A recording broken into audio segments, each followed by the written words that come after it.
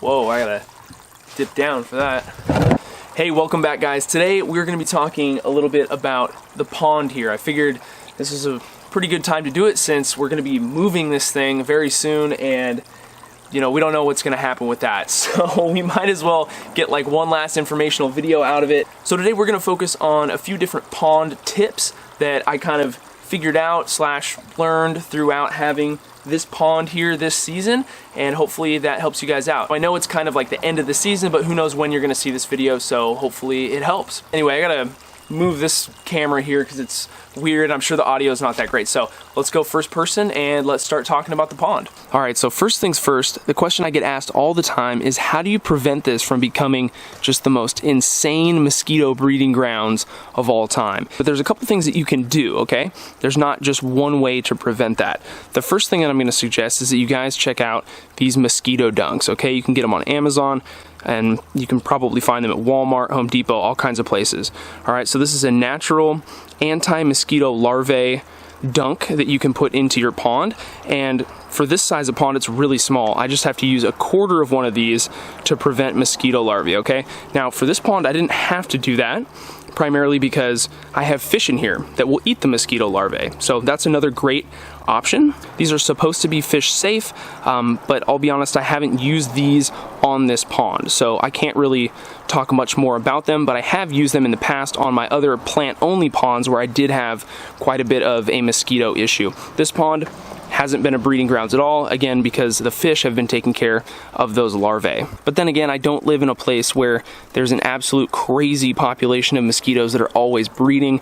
If you live in like Florida or South Texas or anywhere in the South, you might have to supplement some kind of additive to prevent larvae from coming to fruition. I'm not 100% sure. If you're somebody that lives in the South and you have dealt with this in the past, leave your experience down in the comments and we can all learn something new.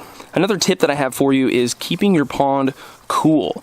Okay, so you remember this pond is pretty small. It's only like 40 gallons and it's above ground. So the potential for this to really heat up on a super hot day, like for example, yesterday was 99 degrees, which is abnormally hot, okay, for this area. But because we have such a small water volume here, that hot day has the potential to create a swing in temperature, and this pond can easily get into the low 90s on a day like that. So that's not a huge deal. The fish that we have in here are pretty tolerant, they're pretty hardy, but if that's happening day in and day out, that's not going to be good for them. So one thing you can do with a small volume of water is grab a 2-liter bottle of Schweppes. I drank the ginger ale, filled it up with water, and then froze it. So then you can just float this thing in here on a super hot day, and that's going to help to prevent the temperature from getting up there. Now, if your pond is bigger than this, you can obviously start freezing gallon jugs, several of them, and add them, but then on the other side of that, the larger your water volume is, the harder it's going to be for it to change dramatically throughout the day. So there's definitely a sweet spot. I don't really know what that is. It's going to depend on, you know, the setup of your pond. Is it below ground? Is it above ground? How many gallons it is? How many floating plants you have shading it? Do you have a shade cloth over the top? I mean, there's a ton of different factors that are involved in how much of a temperature swing you're going to have. So this is just one way to help keep your pond cool. Another tip, and probably the last one we'll talk about today, is keeping your pond safe, okay? Pond security, very important. You guys will remember that we had some raccoons get into this pond and totally destroy pretty much everything, okay? And that was a huge bummer. We had to rebuy a lot of stuff, and it was not a fun thing to go through. If you have a huge pond, there's gonna be different problems, and you're not gonna be able to solve them in the same way that I was able to do for this pond. So if you have a smaller pond, basically you want to be able to cover that pond with some type of netting or cage, especially at night. So if you guys remember, I did make a video where we put together a super cheap PVC and bird netting cage that I then kept over this pond during the night to prevent those animals from coming back. It's been about 2 months since that happened, and we haven't had any other issues. So it's kind of annoying. I didn't do it in the best way. I did it in the cheapest way and the quickest way. And it seemed to do the job so far. So just keep that in mind if you live in an area where you know there's like raccoons or any kind of big birds that might want to get into your pond.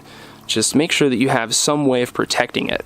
Anyway guys, I think that's gonna do it for today's video. Sorry it was a little bit shorter than normal, but I gotta get moving on some stuff. So just wanted to get that info out to you. Don't forget, I'll put links to all of the other pond related videos that we made this summer down in the description. So if you're new to the channel and you wanna see that whole process, you have access to all that information. Or if you're a subscriber that maybe missed a couple of the videos, you have them all down there in chronological order. So anyway, thanks so much for watching, guys. We will be finishing up moving in the next video, I think, and we'll start to get to work down here finally. So thanks again for watching, guys. We will see you in the next one.